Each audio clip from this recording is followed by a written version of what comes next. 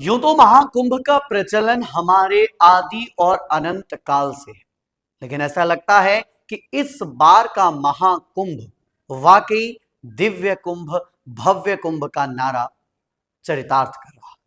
यूं कह लीजिए कि इस बार का महाकुंभ सोशल मीडिया से लेकर जमीन तक वायरल हो रहा है, ट्रेंड कर रहा है।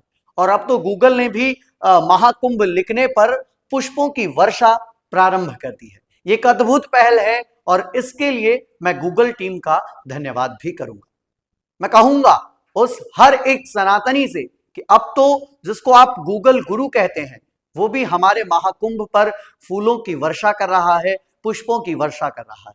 तो क्यों ना आप भी इस महाकुंभ में जाएं, और महाकुंभ ना जा सके तो कम से कम महाकुंभ की वो हर खबर जो आप तक सिर्फ युग्म पथ पहुंचा रहा है, उसके साथ जुड़ें और महाकुंभ 2025 की हर एक खबर से रूबरू।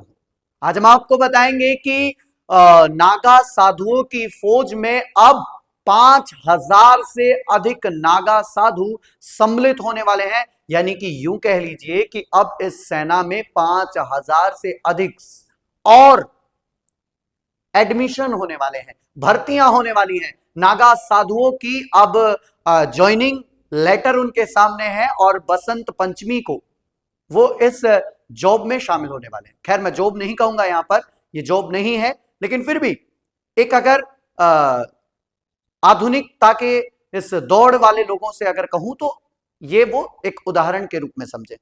आपको बताएंगे कि प्रयागराज महाकुंभ में एक साथ 5,000 नागा साधु बन रहे हैं।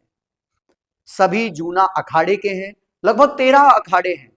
उनमें सबसे बृहद, सबसे विशाल, खूबसूरत तो सभी हैं, लेकिन सबसे बड़ा अखाड़ा जूना अखाड़ा है।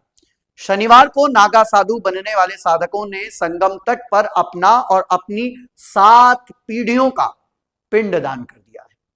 अब आप लगाइए, नागा साधु बनने से पूर्व में 6 पीढ़ियां जो बीत चुकी, उनका पिंडदान कर चुके हैं और एक अपना स्वयं का भी वो पिंडदान कर चुके हैं।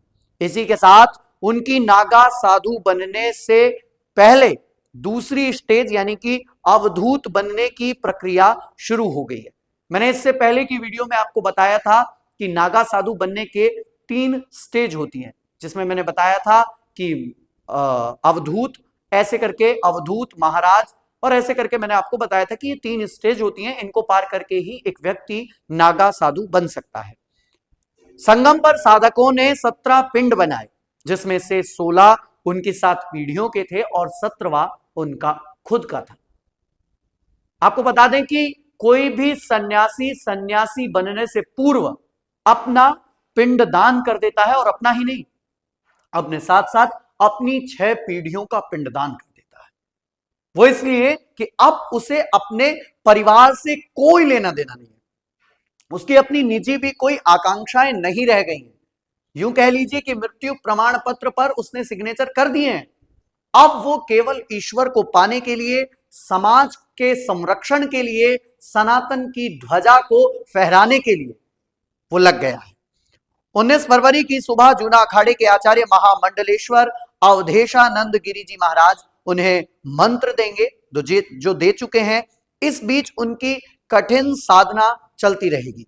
19 तारीख को महामंडलेश्वर स्वामी अवधेशानंद गिरी जी महाराज ने मौनी अमावस्या को नागा साधु बनाना है उन्हें, लेकिन उससे पहले 19 तारीख को उन्होंने गुरु मंत्र दे दिया है।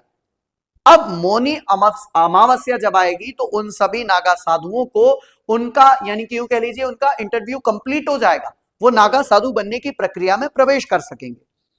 यूं तो 13 अखाड़े हमारे देश में हैं, क्योंकि मैंने अभी आपको पहले भी बताया कि 13 अखाड़ों में सबसे बड़ा अखाड़ा जूना अखाड़ा है, जिसके लगभग 5 लाख नागा साधु और महामंडलेश्वर सन्यासी हैं। यूं तो इस बार महाकुंभ 13 में से 7 अखाड़ों में 20 से 25 हजार नागा साधु बनाए जाने हैं। नागा साधुओं को सनातन धर्म का रक्षक कहा जाता है और कहा जाता है कि नागा साधु संतों की फौज है, आर्मी है। वो हमारे देश के लिए सबसे बड़ी सीख है। आज का समाज जहां नागा साधुओं को हीन दृष्टि से देखता है, हीन भावना से देखता है, वहीं मैं आपको बता दूं कि नागा साधु अभी भी मौनी अमावस्या के दिन लगभग 5,000 से अधिक लोग बनने वाले हैं।